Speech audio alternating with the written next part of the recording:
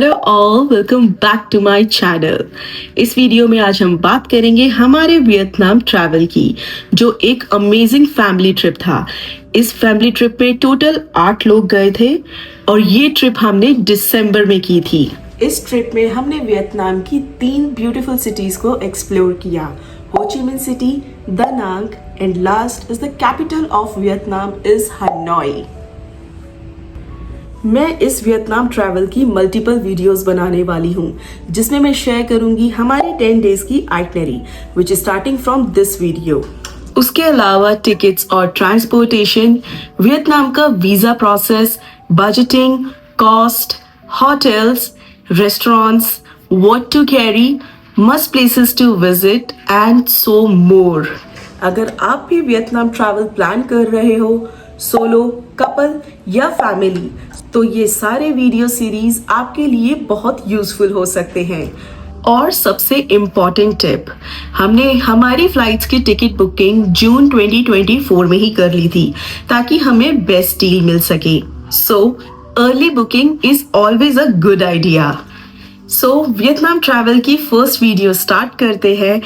और अगर आपने मेरे चैनल को अभी तक सब्सक्राइब नहीं किया है तो प्लीज कर लीजिए, ताकि आपकी कोई भी वीडियो मिस ना हो। Let's start the video. हमारे एडवेंचरस ट्रिप की शुरुआत हो चुकी थी। हमारी पहली फ्लाइट इंडिया न्यू दिल्ली से वियतनाम हो ची मिन सिटी के लिए थी। हम एयरपोर्ट टाइम से पहुंच गए थे और एयरपोर्ट पहुंचने के बाद सबसे पहले हमने अपने बोर्डिंग पासेस कलेक्ट किए और अपना बैगेज सबमिट कर दिया। बोर्डिंग पास कलेक्ट करने के बाद हमने इमिग्रेशन चेक किया and then security check. Security check करके हमने बोर्डिंग गेट किया और प्रोसीड किया, जहाँ पता लगा कि हमारी फ्लाइट 1 आवर डिले है। फ्लाइट डिले थी तो हमने लॉन्च एक्सेस का प्लान किया और 1 आवर वहीं स्पेंड किया। 1 घंटा लॉन्च में एक्सेस करने के बाद we headed towards our gate. New Delhi से हो ची मिन सिटी का सफर 5 आवर 10 मिनट्स का था। हम वियतनाम 9 बजे तक पहुंच गए थे। वियतनाम इंडिया से 1.5 घंटे आगे है। हो ची मिन सिटी एयरपोर्ट पहुंचकर सबसे पहले हमने इमिग्रेशन क्लियर किया और उसके बाद अपना बैगेज पिकअप किया। बैगेज पिकअप करके हम एयरपोर्ट से बाहर आए।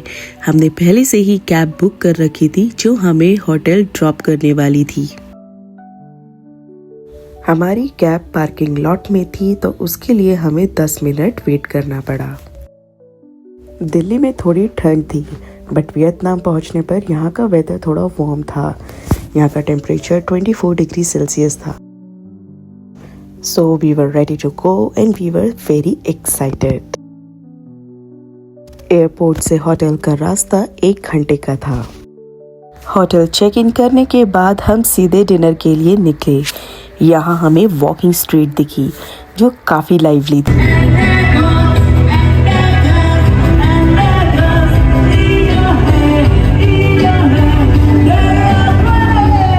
अब हमें भूख भी बहुत तेज़ लगी हुई थी और हम वेजिटेरियन हैं, और वॉकिंग स्ट्रीट पर ही हमें काफ़ी इंडियन रेस्टोरेंट दिखे, जिसमें से एक था ये ताजमहल।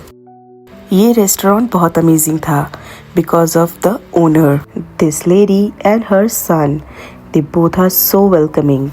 इनकी हॉस्पिटैलिटी और इनका खाना दोनों ही लाजवाब थे। क्वालिटी एंड क्वांटिटी दोनों ही काफ़ी अच्छी थी और टेस्ट तो अमेजिंग था ही। इनके पास वेज एंड नॉन वेज दोनों ही ऑप्शंस अवेलेबल हैं और चार्जेस भी काफ़ी मिनिमल है। अगर आप वियतनाम ट्रिप बना रहे हैं और हो ची मिन सिटी जा रहे हैं तो इनके रेस्टोरेंट में ज़रूर जाएं। I highly recommend. रात काफ़ी हो चुकी थी और हम काफ़ी थक गए थे because it was very hectic day, और हमें नेक्स्ट डे के लिए रेडी भी होना था। नेक्स्ट डे हमारा साइट सीइंग का था। वॉकिंग स्ट्रीट में आपको कल दिखाऊंगी। Day 2 for Mekong Delta.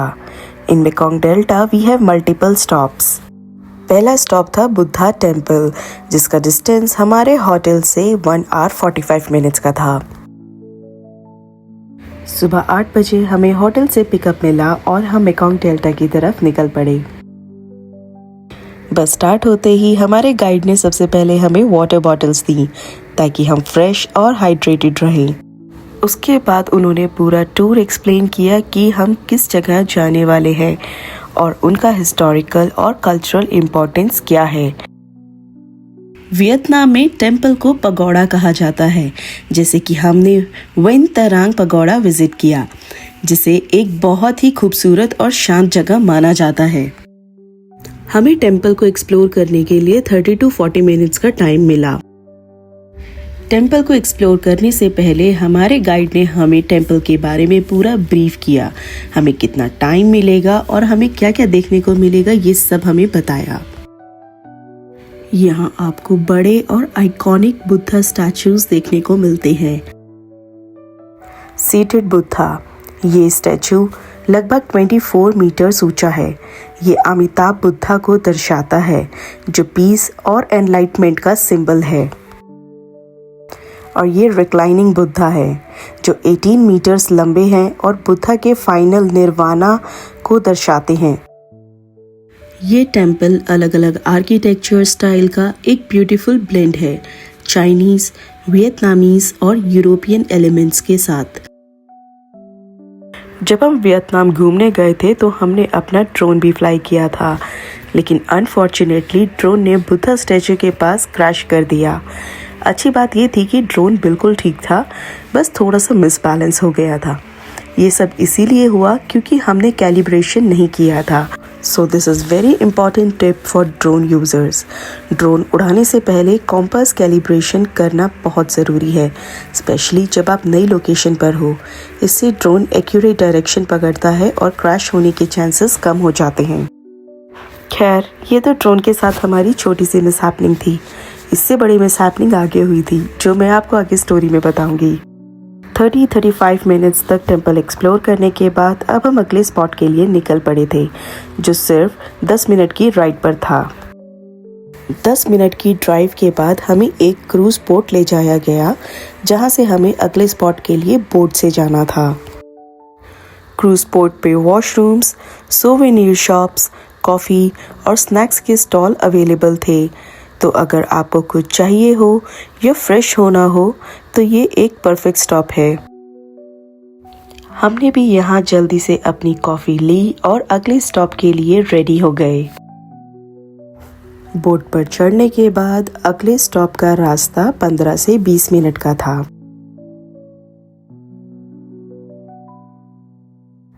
और ये था हमारा अगला स्टॉप, कोकोनट कैंडी वर्कशॉप।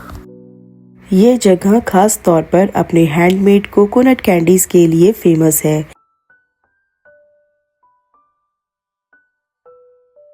यहाँ आप देख सकते हैं कि कैसे नए तरीके से ये कैंडीज बनाई जाती है।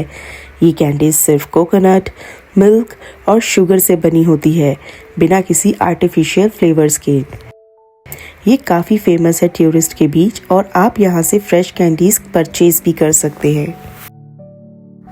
उन्होंने हमें इन कैंडीज़ के यूनिक फ्लेवर्स टेस्ट भी कराए, जैसे कोकोनट, जिंजर, चॉकलेट और भी काफ़ी सारे फ्लेवर्स थे। हर एक फ्लेवर अलग और फ्रेश था। कोकोनट फैक्ट्री को 20 मिनट्स एक्सप्लोर करने के बाद हम अगले स्पॉट के लिए निकल पड़े। 5 मिनट्स की वॉक के बाद हम दूसरी साइड की बोट पर जाने के लिए पहुंच गए। ये बोट राइड 15 मिनट की थी और ये एक ब्यूटीफुल कैनाल से होकर गुजरती थी। हमारा अब नेक्स्ट स्टॉप था वियतनाम इकोलॉजिकल रेस्टोरेंट। और सबसे इंटरेस्टिंग बात ये थी कि यहाँ तक हमें बोट से जाना था, क्योंकि ये रेस्टोरेंट एक वाटर कैनाल के किनारे बसा हुआ है। So basically it accessible bye waterways. This restaurant is located in the middle of nature, surrounded by trees and water. So this is our restaurant. This place is truly unique. ये restaurant सिर्फ खाने के लिए ही नहीं बल्कि full on experience के लिए भी फेमस है। यहाँ आप बहुत सारी एक्टिविटीज़ एंजॉय कर सकते हैं, जो मैं आपको थोड़ी देर में दिखाऊंगी। अभी काफ़ी भूख लगी थी, so first let's go for lunch. One most important information about food I would like to inform you. बस में जर्नी स्टार्ट करते हुए टूर गाइड ने हमसे हमारी लंच प्रेफरेंस पूछी थी, वेज या non veg. Lunch already trip package में इंक्लूडेड था, इसीलिए उन्होंने अकॉर्डिंगली फूड अरेंज किया। हम वेजिटेरियन हैं तो हमें वेजिटेरियन लंच मिला। इस बात का स्पेशल ध्यान रखा गया कि हर किसी को उनकी चॉइस के अकॉर्डिंग फूड मिले, which made the whole experience comfortable and stress-free. Now let's explore this place more. ये जगह काफ़ी पीसफुल थी, एकदम नेचर के बीच। यहाँ पर फिश और क्रोकोडाइल को फीड करा सकते हैं। Crocodile feed was under supervision and yes, it was chargeable. We saw their snake as well. और यहाँ का एक ब्यूटीफुल पार्ट ये भी था, फार्मिंग। यहाँ पर इन्होंने काफ़ी वेजिटेबल्स और फ्रूट भी उगा रखे थे। पूरे एरिया में ग्रीनरी ही ग्रीनरी थी, जैसे एक छोटा सा ऑर्गेनिक फार्म हो। हर जगह सब कुछ बड़ा ही अच्छे से मेंटेन किया गया था, सब कुछ नेचुरली ग्रो किया गया था। It was so beautiful to see. यहाँ पर रेस्ट रूम फैसिलिटीज़ भी अवेलेबल है। यहाँ पर रिलैक्स करने के लिए भी काफ़ी स्पॉट्स बनाए गए थे जो काफ़ी अच्छे लग रहे थे। यहाँ पर आपको सोवेनियर शॉप्स भी मिल जाएंगी if you want to purchase any gifts और एनीथिंग रिलेटेड टू वियतनाम। हमने इस रेस्टोरेंट में 1 घंटा बिताया और वापस अपने बोट पॉइंट पर आ गए नेक्स्ट स्पॉट पर जाने के लिए। अगले स्पॉट पर पहुंचने के लिए भी हमें 15 मिनट्स की बोट राइड करनी थी। वियतनाम का आफ्टरनून टेम्परेचर काफ़ी हाई हो जाता है, इस वजह से ह्यूमिडिटी भी काफ़ी ज़्यादा रहती है। वहाँ आपको गर्मी और चिपचिपापन दोनों ही फील होंगे, इसलिए हाइड्रेटेड रहना बहुत ज़रूरी है। और ये पहुँच गए हम यहाँ अपने नेक्स्ट स्पॉट पर। यहाँ हमने रियल हनी देखा और हज़ारों बीज भी। ये जगह एक बी कीपिंग फार्म है। यहाँ लोग नेचुरल हनी बनाते हैं जो मेडिसिन प्रॉपर्टीज़ के लिए भी काफ़ी जाना जाता है। आप यहाँ हनी टी और फ्रेश हनी सैंपल्स भी ट्राई कर सकते हैं। इनके कुछ और भी नेचुरल प्रोडक्ट्स हैं जो ये बनाते हैं, जैसे ये cream, honey, 100% piece pollen and banana chips. हमने हनी परचेज किया था विच वॉज गुड। इसके बाद हमें एक और बोट राइड करनी थी। ये जगह 2 मिनट के वॉकिंग डिस्टेंस पर ही थी। इस बोट पर जाने से पहले हमारे गाइड ने हमें इस बोट के बारे में स्पेशल इन्फॉर्मेशंस दी। उन्होंने बताया कि ये traditional wooden boats Vietnamese ladies चलाती हैं और ये राइड्स उनके इनकम सोर्स का एक पार्ट है। उन्होंने बताया कि इन राइड्स का कोई फिक्स्ड प्राइस नहीं होता, लेकिन राइड के बाद लोग उन्हें वॉलंटरी टिप देते हैं जो उनके लिए काफ़ी इम्पॉर्टेंट होती है। ये बोट राउंड अराउंड 20 मिनट्स का था। बोट राइड कंप्लीट करके हमें इस शटल कार से दूसरे टूरिस्ट स्पॉट पे ले गए। This ride is for 2 minutes और हमें जिस स्पॉट पर लेकर गए this is famous for different fruits and traditional music performances. इस स्पॉट पर जाकर हमें एक बहुत ही वार्म वेलकम मिला। यहाँ प्रॉपर सीटिंग अरेंजमेंट था, जहाँ हर टेबल पर लोगों के लिए अलग अलग फ्रूट सर्व किए गए। ये फ्रूट्स बिल्कुल फ्रेश और सीजनल थे, जैसे कि dragon fruit, pineapple, guava, jackfruit और मैंगो। इन सब के टेस्ट बहुत ही फ्रेश और जूसी थे। वियतनाम के फ्रूट वैसे भी काफ़ी फ्लेवरफुल होते हैं। जब हम फ्रूट्स एंजॉय कर रहे थे तभी एक traditional Vietnamese folk music performance शुरू हुआ। लोकल आर्टिस्ट ने वियतनामीज ट्रेडिशनल इंस्ट्रूमेंट्स प्ले किए।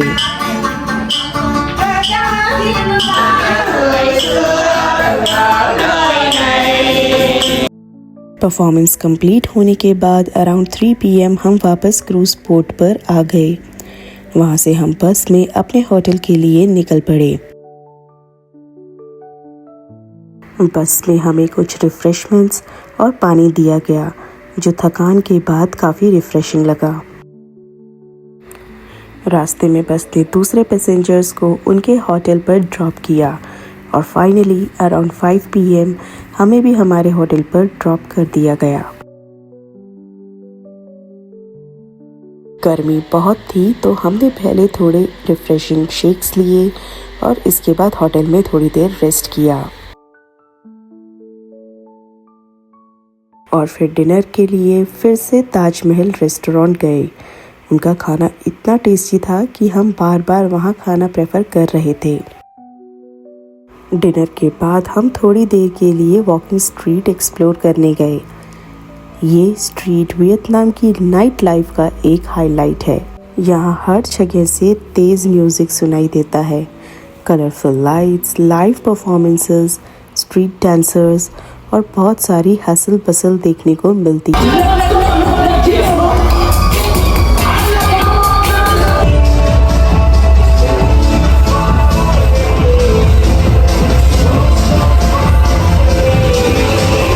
यहाँ का इन्वायरमेंट काफ़ी लाइवली था। एंड वेरी इम्पोर्टेंट, अपनी बिलोंगिंग्स का भी ध्यान ज़रूर रखें। This was all for today. अब कल हम वियतनाम के एक और हिस्टोरिकल साइट को एक्सप्लोर करेंगे। डे 3, लंपत handicraft company and Cu Chi tunnels. सुबह 7:30 बजे हमें होटल से पिकअप मिला और हम कूची टनल्स के लिए निकल पड़े। बट उससे पहले हमारा स्टॉप लंपत हैंडीक्राफ्ट कंपनी के लिए था। हमारे पहले स्टॉप पर पहुंचने के लिए हमारा टोटल टाइम अराउंड 2 आवर्स की ड्राइव का था। अराउंड 9:30 हम हैंडीक्राफ्ट फैक्ट्री पहुंच गए थे। इस हैंडक्राफ्ट कंपनी में जहां एग शेल, सी शेल और लेकर पेंट आर्ट होता है। यहाँ पर पेंटिंग को बनाने के बहुत सारे स्टेप्स और इन्हें बहुत डिटेलिंग में बनाया जा रहा था। स्पेशल बात ये थी कि ये जगह वॉर विक्टिम्स और डिफरेंटली एबल्ड आर्टिस्ट को एम्प्लॉय करती है। ये सारी आर्ट्स देखने लायक थी। पेंटिंग्स रेडी होने के बाद इन्हें ऑन साइट शोरूम में डिस्प्ले किया जाता है, जहाँ विजिटर्स इन्हें परचेज कर सकते हैं। फैसिलिटीज़ में यहाँ पर neat and clean washrooms and snacks counter भी अवेलेबल है। हैंडीक्राफ्ट कंपनी को 45 मिनट्स एक्सप्लोर करने के बाद अब हम कूची टनल्स के लिए निकल पड़े थे। अराउंड 50 मिनट्स की बस राइड के बाद हम कूची टनल्स पर पहुंच गए। कूची टनल साइट पर पहुंचकर हमने सबसे पहले हमारे टिकट्स लिए और एंट्रेंस डोर की ओर निकल पड़े। अंदर एंट्री करने के बाद इस जगह को एक्सप्लोर करने से पहले एक शॉर्ट फिल्म दिखाई गई। ये शॉर्ट वीडियो वियतनाम वॉर के टाइम सोल्जर्स की लाइफ और टनल सिस्टम के बारे में थी। ये इतना इंस्पायरिंग था कि उस कंडीशन में भी ये लोग कैसे सरवाइव करते थे। टूर शुरू करने से पहले हमारे गाइड ने एक डिटेल्ड मैप दिखाया, जिसमें बताया गया था कि कौन सा टनल कहाँ जाता है, कहाँ हॉस्पिटल एरिया था, कहाँ किचन और कहाँ हाइडिंग स्पॉट्स। इसके अलावा उन्होंने वो जगह भी दिखाई जहाँ रूम्स के अंदर रूम्स बने हुए थे। एक लेयर्ड सर्वाइवल सिस्टम था जहाँ लॉन्ग वीक्स तक अंडरग्राउंड सर्वाइव कर लिया जाता था। It was just incredible to imagine. सबसे पहले हमने ये कैमोफ्लेज टनल देखी, जो इतने क्लेवरली कवर किए गए होते थे लीव्स और मड से कि किसी के लिए भी स्पॉट करना ऑलमोस्ट इम्पॉसिबल होता था।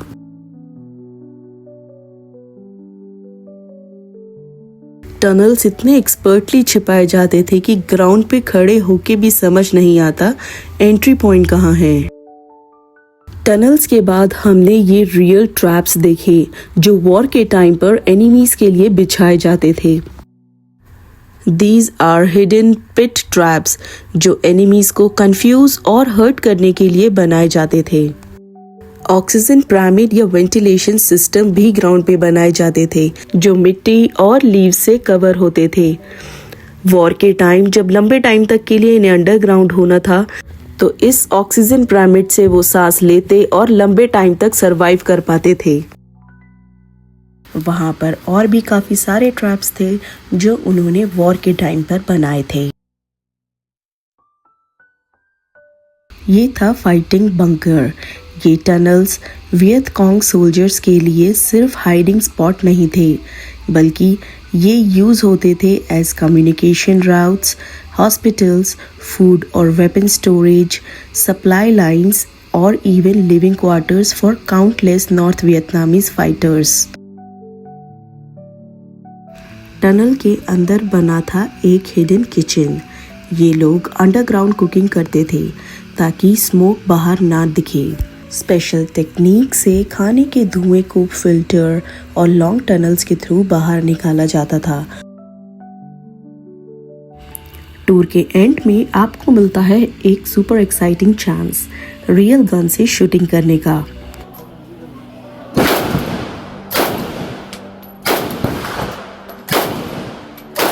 यहाँ आप शूट कर सकते हो AK-47, M16, M30 machine gun जैसी असली वॉर वेपन से। ये सब एक सेफ कंट्रोल्ड एरिया में होता है एंड शूटिंग चार्जेस आर पर बुलेट का प्राइस है 60,000 VND जो इंडियन रुपीस में होता है अप्रॉक्सीमेटली 200 रुपीज़। और अगर आप 10 बुलेट्स का पैकेज लोगे तो it will cost you around 5 lakh VND यानी तकरीबन 1700 रुपीज़। इन फैसिलिटीज़ आपको यहाँ मिलेगा souvenir shop, washroom, sitting and rest zones, food and drink stall, rice paper and rice wine house. Tour के एंड में हमें मिला एक local Vietnamese snack, steamed sweet potato with a touch of salt and crushed peanuts, और उसके साथ सर्व की गई वार्म हर्बल टी जो वहाँ के सोल्जर्स भी वॉर के दौरान पीते थे। इट वॉज सिंपल, ट्रेडिशनल और बिल्कुल ऑथेंटिक टेस्ट। अप्रॉक्सीमेटली 2 से 2.5 घंटे कूची टनल्स को एक्सप्लोर करने के बाद अराउंड 1:30 PM हम होटल के लिए वापस निकल गए। लगभग 2 घंटे की राइड के बाद हम अपने होटल पहुंच गए। आज शाम ही हमारी नेक्स्ट फ्लाइट थी दनांग के लिए। होटल चेकआउट करने से पहले हम बैंथान मार्केट गए। जब हम मार्केट पहुंचे तब तक क्लोजिंग टाइम हो रहा था। बैंथान मार्केट 6 बजे तक ही खुली रहती है। थोड़ी बहुत शॉपिंग करने के बाद अराउंड 6:15 हमने होटल चेकआउट किया और उसके बाद डायरेक्ट एयरपोर्ट के लिए निकल गए। हो ची मिन्ह सिटी एयरपोर्ट पहुंचने के बाद हमने बोर्डिंग पास लिया और अपना लगेज चेक इन कर दिया। हमारी फ्लाइट रात 10 बजे की थी। हो ची मिन्ह सिटी से दनांग तक का डिस्टेंस अप्रॉक्सीमेटली 600 किलोमीटर्स का है और flight duration around 1 hour 20 minutes की होती है। फ्लाइट के टेक ऑफ में अभी टाइम था तो हमने लॉन्ज एक्सेस किया और वहाँ थोड़ा रेस्ट किया। यहाँ वेजिटेरियन ऑप्शंस थोड़े लिमिटेड थे, लेकिन जो अवेलेबल था उससे हमने मैनेज किया, जैसे ब्रेड्स, फ्रूट और कॉफ़ी। उसके बाद हमने अपनी फ्लाइट बोर्ड की और रात में ही हम दनांग एयरपोर्ट लैंड कर गए। हमारा नेक्स्ट डेस्टिनेशन रेडी था एक्सप्लोर करने के लिए, सेंट्रल वियतनाम का जेम दनांग। हम अराउंड 11:30 दनांग पहुंच गए थे। हमारा एयरपोर्ट पिकअप ऑलरेडी बुक था, इसीलिए हम डायरेक्टली अपने होटल के लिए निकल गए। लेट नाइट अराइवल के बाद ये काफ़ी कन्वीनियंट था, स्पेशली जब आप फैमिली के साथ ट्रैवल कर रहे हो। दोनों सिटीज़ में काफ़ी डिफरेंस था। हो ची मिन्ह सिटी एक बिजी मेट्रो सिटी जैसा फील होती है, फास्ट पेस्ड और एनर्जेटिक। दनांग उसका ऑपोजिट है, थोड़ा काम और बीच वाइब से फुल है। दोनों सिटीज़ का अपना यूनिक चार्म है। तो ये था हमारा हो ची मिन्ह सिटी से दनांग तक का सफ़र। नेक्स्ट वीडियो में एक्सप्लोर करेंगे दनांग की ब्यूटी। पसंद आया हो तो लाइक, शेयर और सब्सक्राइब ज़रूर करें। मिलते हैं नेक्स्ट व्लॉग में।